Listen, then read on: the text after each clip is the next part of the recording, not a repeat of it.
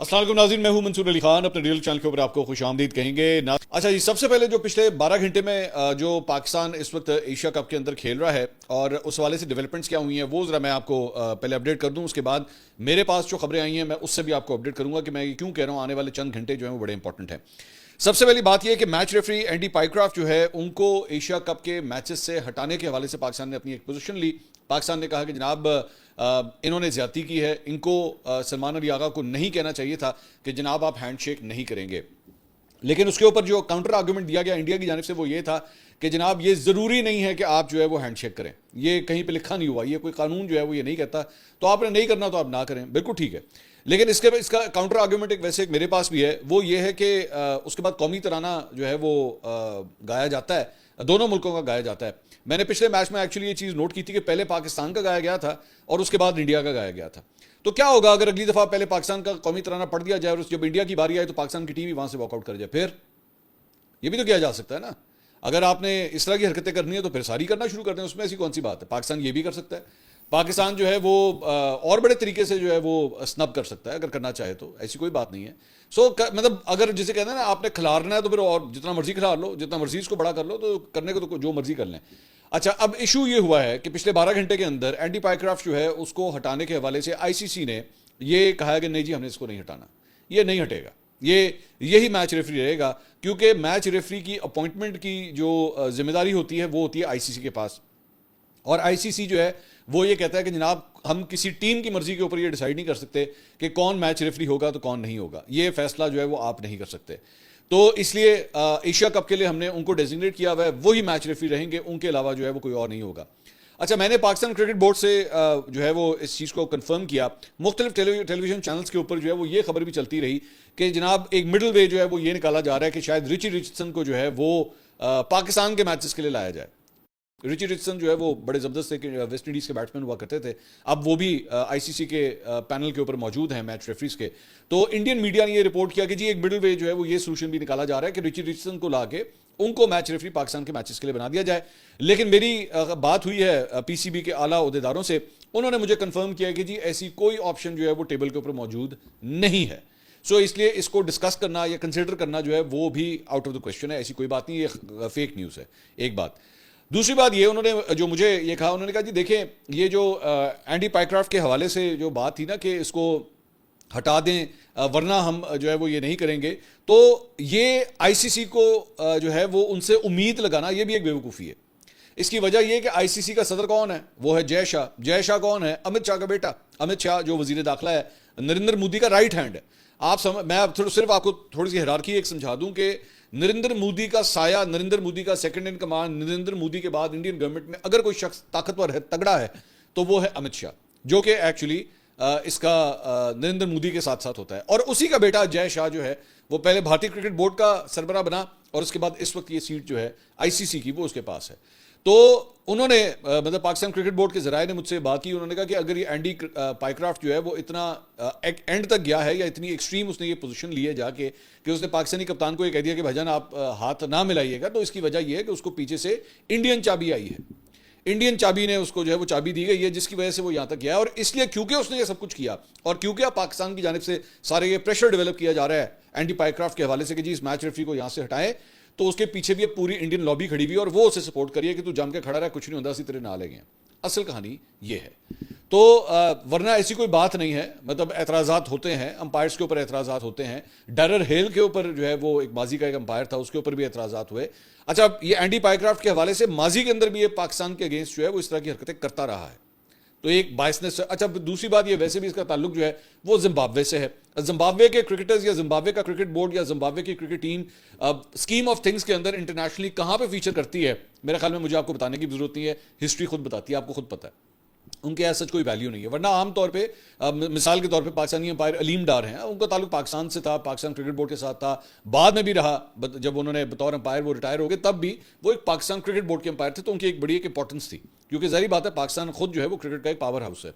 अब इस सारे मामले के अंदर कहानी यह है कि पाकिस्तान ने आईसीसी को यह तड़ी लगाई हुई थी कि जनाब अगर एंडी पाइक्राफ्ट वहां पे खड़ा हुआ तो हम मैचेस नहीं खेलेंगे। अब पिछले 12 घंटे की जो डेवलपमेंट है, बल्कि as a matter of fact मैं जब ये वीलॉग रिकॉर्ड कर रहा हूं तो ये इससे चंद घंटे पहले की डेवलपमेंट है कि पाकिस्तान ने जो अपनी प्री मैच प्रेस कॉन्फ्रेंस होती है, दो चीजें होती हैं हमेशा ध्यान में रखिएगा आमतौर पर मैचेस से एक दिन पहले।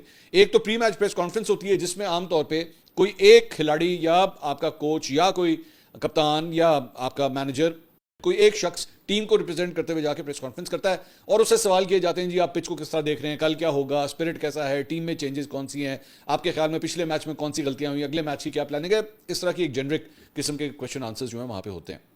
उसके बारे में खबर यह है कि पाकिस्तान ऑलरेडी वो प्रेस कॉन्फ्रेंस जो है वो कैंसिल कर चुका है।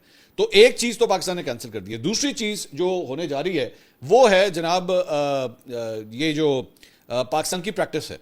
अब प्रैक्टिस जो है वो भी चंद घंटे के अंदर ड्यू है, लेकिन इस वक्त तक, जब तक कि मैं वीलॉग रिकॉर्ड कर रहा हूं, ये शाम का टाइम है पाकिस्तानी वक्त के मुताबिक, और अभी तक इवन उसके हवाले से भी पाकिस्तानी टीम को गो अहेड नहीं दिया गया हुआ, उनको ऑन होल्ड रखा गया है, ना उसे मनसूख किया गया है, ना उसको जो है वो ग्रीन सिग्नल दिया गया है, सो इसलिए अभी वो भी ऑन होल्ड है। अच्छा, तीसरी बात ये कि क्या पाकिस्तान करने क्या जा रहा है, क्योंकि कल पाकिस्तान का ओमान के खिलाफ मैच है। अगर पाकिस्तान ओमान के खिलाफ मैच नहीं खेलता तो ओमान को वॉक ओवर मिलेगा, ओमान को जैसी वॉक ओवर मिलेगा Oman can go to the next stage. अब इस सारे मामले के अंदर मेरी इतलात के मुताबिक बॉल जो है वो इस वक्त लाहौर के कजाफी स्टेडियम यानी कि पीसीबी हेडक्वार्टर्स में नहीं है, बल्कि बॉल एक्चुअली इस्लामाबाद में पहुंची हुई है। और इस वक्त पीसीबी की तमाम जो सीनियर लीडरशिप है, जिसमें मोहसिन नकवी हैं और दीगर जो तमाम लोग हैं, वो इस वक्त इस्लामाबाद पहुंचे हुए हैं और वहां पे पाकिस्तान की आला क़यादत के साथ जो है इस पर डिस्कशन हो रही हैं। I mean the prime minister house, I mean the cabinet senior ministers, क्योंकि अब ये फैसला जो है ना हुकूमती लेवल पर लिया जा रहा है। अब वहां पे क्या अपडेट्स हैं? वहां पे अपडेट्स ये हैं, मेरी इस वीलॉग को रिकॉर्ड करने से पहले एक सीनियर वजीर से मेरी बात हुई है कैबिनेट के अंदर, और मैंने उनसे अंदर की खबर पूछी कि मैंने कहा जी क्या है। उन्होंने कहा जी हुकूमत के अंदर कम से कम जो मेजॉरिटी राय है वो ये है कि पाकिस्तान को कंटिन्यू करना चाहिए, पाकिस्तान को मैदान खाली नहीं छोड़ना चाहिए, पाकिस्तान को जो है वो बेशक इन प्रोटेस्ट ये मैचेस खेले जाएं, काली पट्टियां बांध के आप ये बेशक ये मैचेस खेलें, लेकिन ये मैचेस जरूर खेलें और पाकिस्तान को किसी सूरत ये मैदान नहीं छोड़ना चाहिए। हार जीत एक सेपरेट चीज है, लेकिन आपको ये मैदान जो है वो नहीं छोड़ना चाहिए। लेकिन एक राय जो कि माइनॉरिटी राय है इस वक्त तक, जाहिर बात है ये जब आप टेबल के ऊपर बैठते हैं प्रोज एंड कॉन्स सारे डिस्कस होते हैं, यूं कर लें, अल्टीमेटली फिर बाद में एक फैसला जो है वो किया जाता है। लेकिन अभी तक जो मेजॉरिटी राय ये है कि पाकिस्तान को ये मैचेस खेलने चाहिए, बाइकआउट नहीं करना चाहिए, क्योंकि आपका जो दुश्मन है वो मक्कार भी है, वो फरेबी भी है, वो झूठा भी है, वो आपके अगेंस्ट स्कीमें भी बनाता है। तो ऐसे दुश्मन के लिए मैदान खाली नहीं छोड़ना चाहिए, जाके मुकाबला करना चाहिए और बल्कि डट के मुकाबला करना चाहिए, और भी ज्यादा जो है वो पहले से ज्यादा जानदार तरीके से मुकाबला करना चाहिए। सो इस्लामाबाद के अंदर मूड इस वक्त ये है, पीसीबी के अंदर मूड जो है वो आप मोहसिन नकवी साहब वो पहले ही कह चुके हैं, और पीसीबी के जराए के हवाले से खबरें ऑलरेडी ये बात चल चुकी है कि जनाब पाकिस्तान की अगर ये बात नहीं सुनी जाती तो शायद पाकिस्तान जो है मैचेस का बाइकआउट कर दे। लेकिन चूंकि आईसीसी ने ये बात नहीं मानी है, सो इसलिए अब हो सकता है कि इस्लामाबाद एक्चुअली ये फैसला करे या पाकिस्तान की हुकूमत ये फैसला करे कि नहीं, पाकिस्तान क्रिकेट टीम जो है ये मैचेस खेलेगी और ये कंटिन्यू करेगी। तो इस वक्त ये सूरत हाल है। लेकिन मेरी नज़र में ये जो भी सिचुएशन डेवलप हो रही है ये पाकिस्तान के लिए एक सबक है। आप इसको इस तरह कंटिन्यू नहीं कर सकते, आप हर दफा ये नहीं कर सकते कि आप रिसीविंग एंड पे हो। पाकिस्तान को एक तगड़ी पोजीशन लेने की जरूरत है। पाकिस्तान को एक इस मामले को सिर्फ और सिर्फ क्रिकेट बोर्ड्स के दरमियान होने वाली खतो किताबत की हद तक नहीं रखना चाहिए कि जनाब हाँ जी यहां से आपने आईसीसी को लेटर लिखा, आईसीसी ने कहा जी अच्छा जी नहीं होगा, उसके बाद आप बस मतलब आपस में क्रिकेट वाले जो आपस में खेलते रहे, इसको सफारती लेवल के ऊपर उठाने की जरूरत है। क्योंकि अगर वो हर मामले के बारे में ये कहते हैं कि जिन्हें हम अपनी गवर्नमेंट से पूछेंगे, तो जनाब फिर आपको भी अपनी गवर्नमेंट को ही इन्वॉल्व करना चाहिए, और जो कर रहे हैं फ्रैंकली स्पीकिंग पीसीबी कर भी रहा है। इसीलिए इस्लामाबाद के अंदर जो पीसीबी की टॉप लीडरशिप है वो इस वक्त वहां पे बैठी हुई है। सो ये मामला बहुत सीरियस हो चुका है। अगले चंद घंटे जो है वो बड़े इंपॉर्टेंट है। जाहिर बात है हम जिस वक्त वीलॉग रिकॉर्ड कर रहे हैं इस वक्त ये डिलिब्रेशंस इस वक्त चल रही हैं कि अगर तो पाकिस्तान टीम जाती है प्रैक्टिस करने के लिए और उनको ग्रीन सिग्नल जो है वो जब मिलेगा इस्लामाबाद से, तब वो प्रैक्टिस करने के लिए जाएगी। तभी इसका अगर वो प्रैक्टिस करने चली गई, इसका मतलब है कि वो कल पाकिस्तान मैच खेलेगा, अंडर प्रोटेस्ट खेलेगा। अब वो प्रोटेस्ट किस तरह किया जा सकता है, एक मैंने आपको बताया काली पट्टियां बांधी जा सकती हैं और बड़े तरीके से प्रोटेस्ट जो है वो किया जाता है। सो लेट्स सी अगले चंद घंटों के अंदर जो है वो क्रिकेट के हवाले से क्या फैसला होता है। दूसरी जानिब पाकिस्तान और भारत जो है वो कल एक और मैदान में भी आमने सामने आमने जा रहा है, और वो खेल का मैदान ही है, लेकिन वो क्रिकेट का मैदान नहीं है। और वो बेसिकली है वर्ल्ड एथलेटिक्स चैंपियनशिप, जिसमें पाकिस्तान के अरशद नदीम और भारत के नीरज चोपड़ा जो हैं वो वहां पे मौजूद होंगे। दोनों ही कंपीट कर रहे हैं, बल्कि as a matter of fact इसमें ग्रुप ए और ग्रुप बी बना हुआ है, और जो इस ग्रुप के अंदर अरशद नदीम है, नीरज चोपड़ा एक्चुअली दूसरे ग्रुप के अंदर है। लेकिन उस ग्रुप के अंदर जिसमें अरशद नदीम है, उसमें उनके अलावा दो जेवलिन थ्रोअर्स जो हैं वो और भी हैं, दो एथलीट्स और भी हैं। तो उनके साथ भी ये पहले एक क्वालिफाइंग राउंड होगा। क्वालिफाइंग राउंड के अंदर जो है वो गालबन 83 मीटर्स की जो है वो एक 83-85 मुझे एग्जैक्ट याद नहीं है इस वक्त, वो एक क्वालिफिकेशन रखी गई है कि अगर आपने उसको कम से कम क्लियर जरूर करना है, और उसके बाद टॉप के जो चंद खिलाड़ी होंगे वो फाइनल राउंड के लिए जो है वो क्वालिफाई करेंगे। तो वहां पे भी जो है वो बड़ा कांटे का मुकाबला होने जा रहा है। लास्ट टाइम, और जाहिर बात है, जो सबसे बड़ा मेडल था वो अरशद नदीम ने जीता था।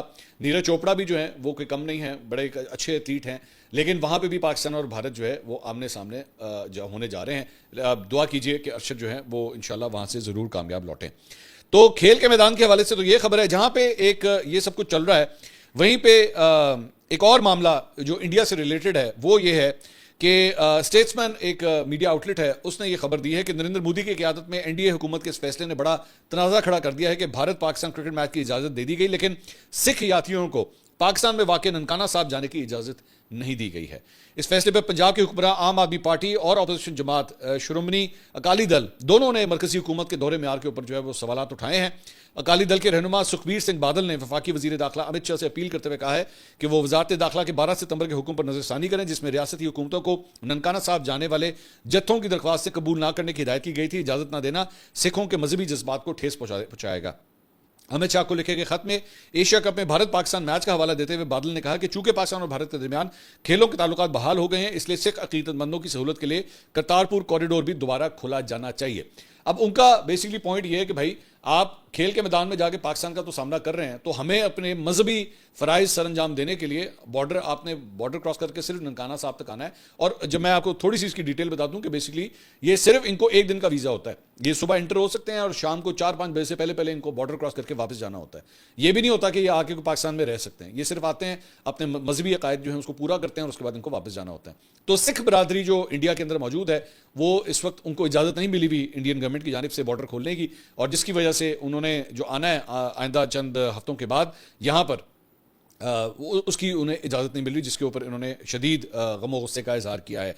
बात ही जो पंजाब के वज़ीर आला हैं भगवंत सिंह मान, उन्होंने कहा है कि जी लोग पूछ रहे हैं कि समझ नहीं आ रही कि बीजेपी की पॉलिसी पाकिस्तान के खिलाफ है या लोगों के खिलाफ है।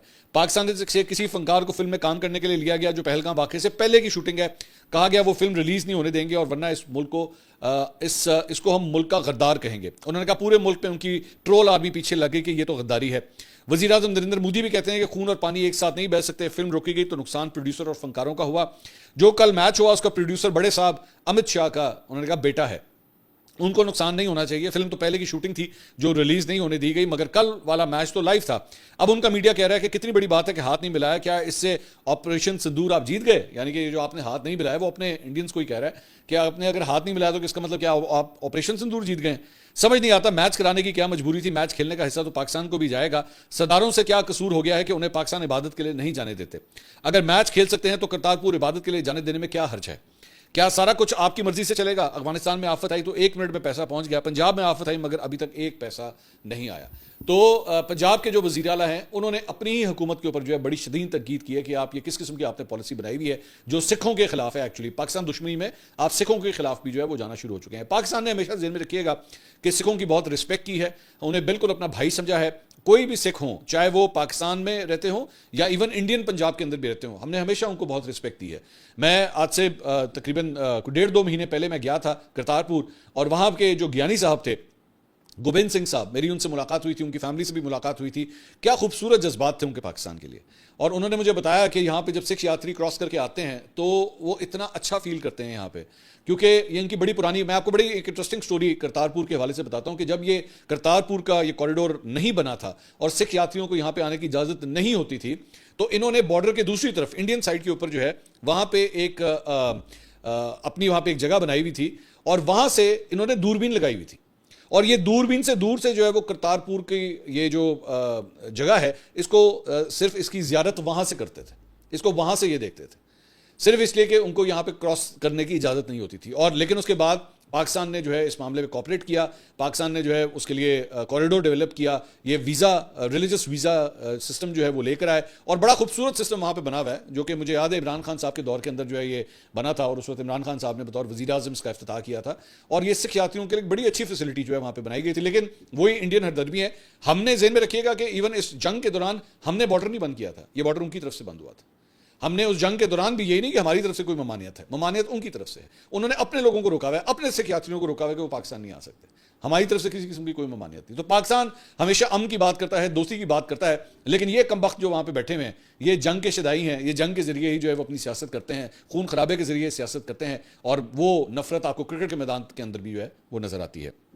इसके अलावा जहाँ पे एक लड़ाई और जंग की बातें तो बॉर्डर के हवाले से हो रही हैं या खेल के मैदान के हवाले से हो रही हैं, वहाँ पे अदालती मामला भी जो है वो काफ़ी गर्म हो गए हैं और इस्लामाबाद हाईकोर्ट के जाली डिग्री केस में जस्टिस तारिक महमूद जहांगीरी को आज सुप्रीम जुडिशल काउंसिल के फैसले तक बतौर जज काम करने से रोकने का हुक्म दे दिया गया है। सीनियर कानूनदान बैरिस्टर जफरुल्लाह खान और अशतर अली औसाफ को अदालती मावन मुकर्रर किया गया है। इस्लामाबाद हाईकोर्ट के नए रोस्टर में जस्टिस तारिक महमूद जहांगीरी के डिवीजन और सिंगल बेंचेस खत्म कर दिए गए हैं और इस्लामाबाद हाईकोर्ट में चीफ जस्टिस सरदार सरफराज डोगर और जस्टिस मोहम्मद आजम खान पर मुश्तमिल डिवीजन बेंच ने मियां दाऊद एडवोकेट की जस्टिस तारिक महमूद जहांगीरी को काम से रोकने की दरख्वास्त पर समाअत के बाद तहरीरी हुक्मनामा जो है वो जारी कर दिया है। इससे पहले दरख्वास्त पर समाअत के दौरान अदालत ने करार दिया कि सुप्रीम जुडिशल काउंसिल का फैसला आने तक केस इस्लामाबाद हाईकोर्ट में ज़ेर इल्तवा रहेगा। चीफ जस्टिस ने कहा कि अदालत के सामने एक अहम सवाल है जिसको देखना है कि अगर मामला सुप्रीम जुडिशल काउंसिल में ज़ेर इल्तवा हो तो क्या हाईकोर्ट से रुजू किया जा सकता है। तो दूसरी जानिब अदालत ने के जज ने अपने खिलाफ डिवीजन बेंच का फैसला जो है वो चैलेंज करने का फैसला किया है। ज़राए ने कहा है कि Justice Tariq Mahmood Jahangiri Supreme Court में फैसला चैलेंज करेंगे। तहरीरी हुक्मनामा मिलने के बाद अपील जो है वो तैयार की जाएगी। इसके अलावा इस्लामाबाद हाईकोर्ट के जो जज हैं तारिक महमूद जहांगीरी साहब, इससे पहले इनका थोड़ा सा बैकग्राउंड मैं आपको बता दूं कि साबिक हुक्मरान जमात पाकिस्तान मुस्लिम लीग नवाज के दौर में इस्लामाबाद के ये एडवोकेट जनरल के फ़राइज़ भी सर अंजाम दे चुके हैं, जबकि इसके अलावा पाकिस्तान पीपल्स पार्टी के दौर में बतौर डिप्टी अटॉर्नी जनरल भी ये काम कर चुके हैं। तारिक महमूद जहांगीरी साहब जो है वो LNG केस में साबिक वज़ीर आज़म शाहिद खान अब्बासी को की वकालत भी कर चुके हैं। तो मौजूदा हुकूमत के साथ जो है एक्चुअली उनका काफ़ी एफिलिएशन माजी के अंदर रहा है, लेकिन इस वक्त जो है वो ज़ेर ताब आए हुए हैं अपने मुख्तलिफ मामलात के हवाले से। इसके अलावा इस्लामाबाद बार काउंसिल में एडवोकेट ईमान मज़ारी के खिलाफ उनकी लाइसेंस मनसूखी का रेफरेंस जो है वो दायर कर दिया गया है। आप जानते हैं कि ईमान मज़ारी जो हैं वो उनका पिछले दिनों जो chief justice Islamabad high court हैं जस्टिस डोगर, उनके साथ जो है वो काफ़ी तकरार हुई थी कोर्ट के अंदर और मामला जो है काफ़ी ज़्यादा सीरियस हो गया था। अगले दिन जस्टिस डोगर ने ये बात बल्कि कही भी थी कि जी वो मैं तो सिर्फ उनको समझाने की कोशिश कर रहा था, लेकिन ईमान मज़ारी ने कहा कि नहीं, ये मेरी वर्क प्लेस हरासमेंट हुई है और उसके बाद उन्होंने उनके खिलाफ एक एप्लीकेशन भी फाइल की। इंटरेस्टिंग बात यह है कि इस्लामाबाद हाई कोर्ट में जो हरासमेंट की जो कमेटी बनी हुई थी उसको जो जज साहिबा लीड कर रही थी उनको रातों रात जो है वो तब्दील कर दिया गया इस एप्लीकेशन के आने के बाद, और उसके बाद जो है वो अब वो एप्लीकेशन के ऊपर कोई काम हो ही नहीं रहा। तो और इसके अंदर ये भी कहा गया कि जिस जज के खिलाफ एक्चुअली ये एप्लीकेशन आई थी उन्होंने ही हरासमेंट कमेटी के सरबराह को तब्दील कर दिया। तो हाउ इज़ दिस पॉसिबल कि आपके अगेंस्ट ही कंप्लेंट आई और आप ही आपको सुनने वाला जो एक कमेटी है उसके सरबराह को आप तब्दील कर दें। तो इस्लामाबाद हाईकोर्ट के अंदर तो ये मामला चल रहा है। दूसरी जानिब इस्लामाबाद हाईकोर्ट ने chairman Pakistan telecommunication authority major general retired Hafeezur Rehman को ओहदे से हटाने का हुक्म दे दिया है। बाबर सत्तार साहब जो हैं वो इस बेंच में मौजूद थे और उन्होंने उनको हटाने की PTA के चेयरमैन को हटाने की दरख्वास्त जो है वो मंजूर कर ली है। उन्होंने कहा है कि बोर्ड के अंदर जो नेक्स्ट सीनियर बंदा है उसको आर्जी तौर पे फिलहाल चेयरमैन बनाया जाए और नए चेयरमैन का इंतखाब किया जाए। उन्होंने कहा कि जो मौजूदा चेयरमैन है उन्होंने कवायद और ज़वाबित पूरे ना करते हुए जो है ये ओहदा संभाला है, इसलिए नेक्स्ट सीनियर जो भी शख्सियत हैं वो ये फिलहाल टेम्प्रेरी तौर पर ये ओहदा संभालें। अगली वीडियो में आपसे दोबारा मुलाकात होगी। अल्लाह हाफ़िज़।